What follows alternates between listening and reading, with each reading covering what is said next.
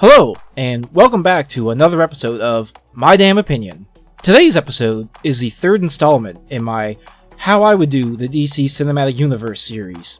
The first episode, we covered how I would start the DC Cinematic Universe, starting with Justice League.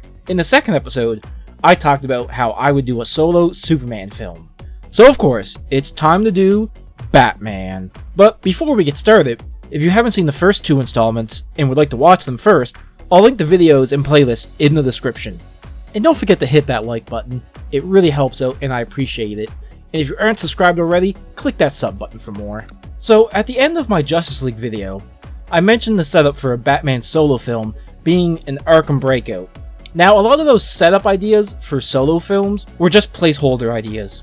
Since those ideas were just placeholders, the tease for the Batman film would be a news report on a gruesome string of murders taking place in Gotham during Batman's absence.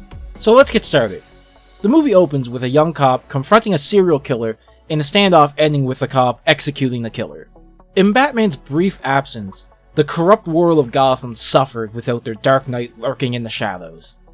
A string of gruesome murders have taken place across the city, though they are seemingly unconnected as most are citizens of the Narrows, but soon cops start showing up dead. All of their corpses are found with pig heads surgically replacing their heads. Gordon is leading the investigation himself.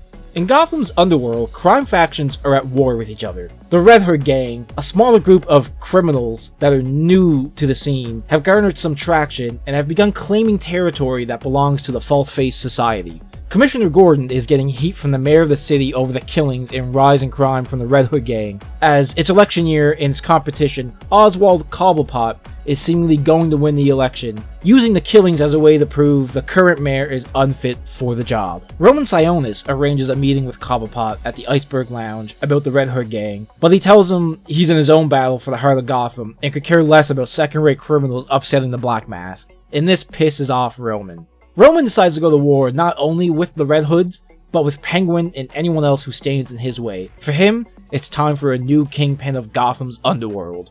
Batman begins investigating the very first murder, a man from the Narrows who vaguely resembles Jim Gordon. His investigation leads him to a witness who saw the kidnapping of the victim, but won't talk in the streets with Batman and refuses to be seen leaving with him, arranging for a meeting somewhere else. In the distance, someone is seen observing them from the shadows. The witness ends up dead before Batman can meet with him, which leads him to Victor Zsasz, whose MO is all over the crime scene. Gordon lashes out at Batman, blaming him for the witness's death. Batman tracks down Zsasz and beats him into a confession, which reveals he is paid by the Black Mask to kill any snitches from the Narrows. Batman drops Zsasz off at GCPD before heading to Black Mask's club. There, Batman beats his way through the club until he reaches Roman. Batman interrogates Roman, who is more than cooperative, pointing Batman in the direction of the Red Hood gang, letting Batman handle one of his problems while he still deals with Penguin. A cop is kidnapped by the killer, Professor Pig, while investigating a call for a domestic dispute. The cop is knocked out and awakens in the pig's surgery room. The pig rambles on to the cop about his plans for the young officer and his new breed of obedient humans. We cut to Ace Chemicals, where a naive new recruit is being given a pep talk about donning the costume of the leader of the Red Hoods. Batman arrives shortly after and takes out the criminals one by one before coming face to face with the leader, who gets terrified as he is in way over his head and accidentally falls into a vat of chemicals. Before Batman can try and save him, the security guards at the plant start shooting at Batman. He flees the scene and manages to find one of the Red Hoods that ran away. The gang member reveals that they are hired by some lunatic to kidnap people that resemble Jim Gordon. When the cops arrive at Ace Chemicals, they find the body of the gang member that fell into the vat of chemicals, who is in hysterics, and he is taken away to Arkham. At GCPD, the pig's disfigured creation enters the building, inviting Gordon on a hunting trip. The cops all draw their guns on the disfigured man before realizing it's the missing officer, when several more disfigured people enter the GCPD with bombs strapped to them. The disfigured cop takes Gordon and they leave the GCPD. The other two go to blow their bombs, with one of them succeeding in detonating and preventing the cops from following Gordon. Batman arrives at the scene and learns from the other officers that Gordon was taken and is going on a hunting trip. Batman has Alfred go through old case files that Gordon worked using the term hunting trip among other keywords. and ends up finding the case he is looking for.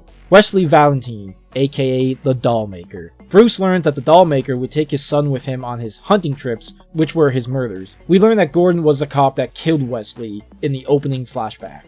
Bruce begins an investigation into Wesley's son, Laszlo, and learns of his dark history. Laszlo believed his father to be a good man cleansing the city of filth, and that Gordon is the real monster. Elsewhere, Penguin learns of Roman's plans for war, and uses this knowledge to his advantage. He sets up a press conference as bait for Roman and the False-Face Society. Penguin is injured when Roman strikes and is hospitalized. After a surprise recovery, Penguin uses the attack as a way to show that the way Gotham is currently run is ineffective and promises to rid Gotham of a criminal organization, the False-Face Society, if elected as mayor. Batman tracks down Laszlo's former psychiatrist and learns more about the delusions Laszlo suffers from and how the pig is another personality. Batman deduces the location of the pig and arrives during his torture of Gordon.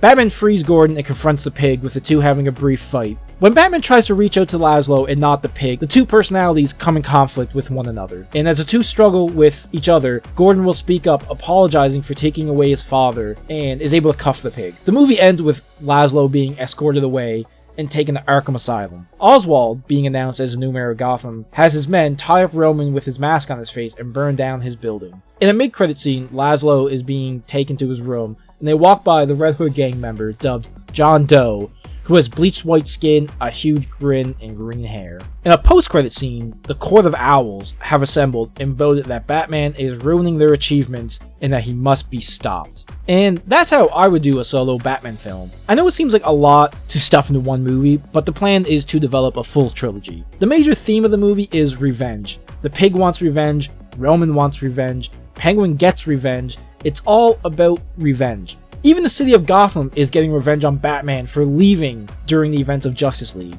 I just want to go bonkers with this trilogy and just do things that you want to see but never get to. Sure, it's over stuff like Spider-Man 3, but if it were more fleshed out, I think it would work. I also have little to no Bruce in this movie because I want a Batman movie. There'll be more Bruce in the sequel though. And throughout the movie, there'll be hints of the Court of Owls. Maybe Penguin wears an owl ring, or maybe all the villains in Gotham's Underworld do.